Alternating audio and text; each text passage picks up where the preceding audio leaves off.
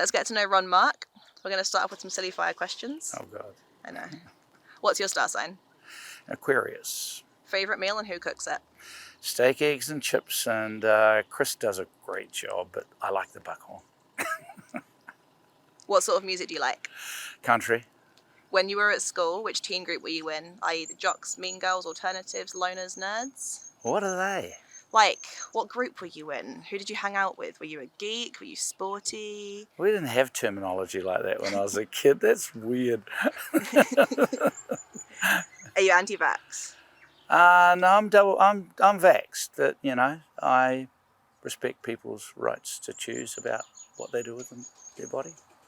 Last TV show or movie you watched? Last TV show or movie? I think I did watch a movie a while ago. It was so good. Oh, it was one of Kevin Costner's terrible ones. I was so disappointed. It's so bad I can't even remember the name of it, and why does he do those bad movies? I mean, he's so good. Favourite mode of transport? My four-wheel drive pickup. Ever been arrested? Yeah. What for? Self-defense, beating a guy up. What would you consider to be a good crime to be arrested for? I have no idea what crime is good for getting arrested for. If you were running for government, which party would you be with? I was with the party, New Zealand First, and I'm not running for government. Okay, on to the serious questions. Why are you running for Carterton Mayor? Oh, I think we need to sort it out. Yeah, no, it wasn't my choice initially to run. I wasn't planning on doing this, but someone needs to. Carterton's gone through a bit of a rough spot over the last 6 years, and interesting turns with the new CE. I quite like him. I like the way he's responding. But, you know, we've been subjected as ratepayers to some pretty poor governance decisions, some pretty substandard scrutiny of management. And we've had cost blowouts on projects, the like of which a small ratepayer base like this can't withstand. We've got people moving out because they can't afford the rates anymore. That's tragic, because a lot of those people are, you know, long-standing Carterton people who add to the character and the vibe of the place, and they're elderly and on fixed incomes. We've seen project blowouts, we've seen poor governance, poor scrutiny, and poor leadership. And I just think we need to reset. And it's not. Carterton was once the second best run council in New Zealand. We were the fastest growing district in the North Island and the fourth fastest in the country. We have been, you know, well run, well managed in the days of Colin Wright when he was the CE, and I like to think when I was the mayor. So it's probably time to get back in the saddle and clean it up. I guess the one concern I have is how people have become so discouraged and despondent with government, with local government, the degree of the lack of engagement. You know, the fact that people aren't comfortable and aren't happy, but are reluctant to put them, you know, really good people with high skill sets, levels of skills and fantastic experience. Many of whom are retired here, don't put themselves up for council, don't put themselves up for the mayoralty, don't put themselves up for regional council, yet have a lot to say and a lot to offer. If I could wave a magic wand, I'd think I'd like to get all those people to change their mind and put themselves forward, and, you know, be the mayor, be the councillors, and give us the benefit of their experience, because we have some quite astonishing people living here now who've been CEOs of major companies, international companies, government entities, ministries, you know, some very highly qualified, highly experienced civil servants here, yet they don't put themselves forward. If you win the election, what issue will you make your number one priority, and how do you plan to go about it?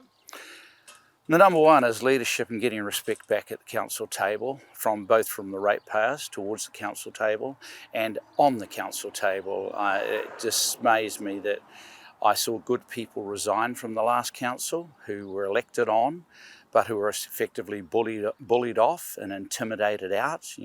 There is no room for that sort of behaviour. And we need good quality leadership, and we need leadership that encourages collaboration and invites criticism and invites ratepayer participation and sucks it up when people tell them they've got it wrong. I want to focus on infrastructure. I want all the vanity projects in the rubbish bin. When you have highly skilled, competent, intelligent, experienced people coming along making submissions on your annual plan, and you ignore them all in favour of a jam jar full of ideas that people stuffed into it, which have never been costed, never had a business analysis run across them, never had an indicative business case drawn up, then you're being foolish. By the way, we don't need a new council building. $4.5 million for a little ratepayer base like this, when we're staring down the barrel of three waters and potentially forced amalgamation. No, the last thing we need is a brand spanking new council building, and we don't need to be spending $8 million beautifying Broadway when we can't fix our sewerage pond and when the clock towers run over budget by about 200%. What can the council do to help slow down or limit climate change? The first thing council can do is try and help people overcome their laziness when it comes to recycling. Try and help them understand that every piece of plastic they buy and drop on the ground or throw into the landfill is a piece of plastic that's going to be hanging around for 50, 60 years, however long. Don't buy it. One advantage I have is having been in Parliament for 6 years, having been a Cabinet Minister, I know not only everyone who's in Cabinet right now, but I know who's likely to be in Cabinet if there's a change of government. And Carterton will have the benefit of my ability to talk to people and make our views known. Who are the at-risk groups in Carterton and how will you help them? The people I worry about mainly are those who are the elderly. I mean, we've got youth, and we've got some good youth initiatives running here right now. Low-income families. Primarily, that is the responsibility of government. And it's not for the ratepayers to be picking up the social responsibilities that organisations like DSW and Oranga Tamariki are there. I mean, the government's taken it on to solve child poverty. Clock's still running, It's not up for the ratepayers to be supplementing in for what government's meant to be doing. So I guess the first thing you do is make sure that the government is fully aware of the problems that we have in Carterton and who the age groups are, and help them focus on what they should be doing to fix that. That's what government agencies are there for. That's what CEOs of government agencies get paid $500,000, $600,000, $700,000 a year to do.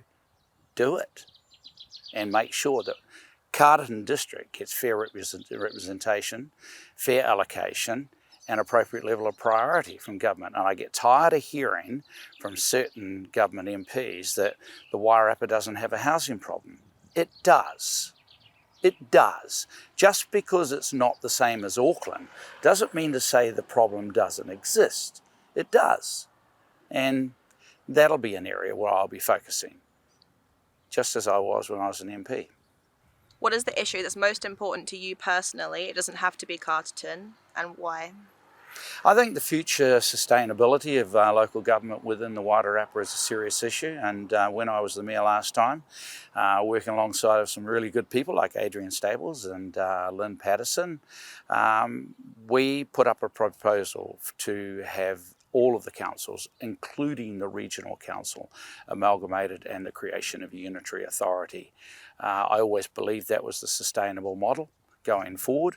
And I always believed that that was the model that would give a high level of democracy at community level, so you could preserve the characteristics and traits of the 5 different towns. And I think that's not gone off the radar.